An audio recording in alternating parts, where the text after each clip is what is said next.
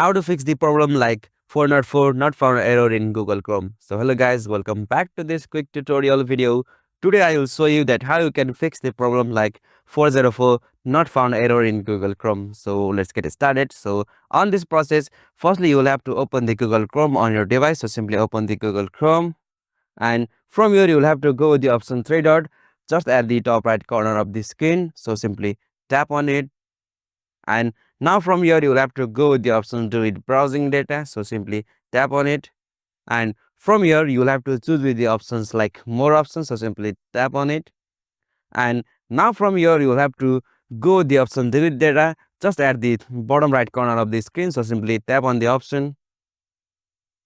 Okay, so I have successfully deleted the browsing data of the Chrome. So now from here you will have to back from here and go to the settings of this device. Okay, so from here you will have to go with the options like apps,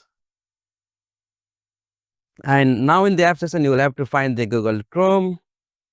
Okay, so after you find the Google Chrome you will have to open it, and from here you will have to scroll down and go with the options storage, and from here you have to clear the cache of Chrome app. So simply you have to tap on clear cache.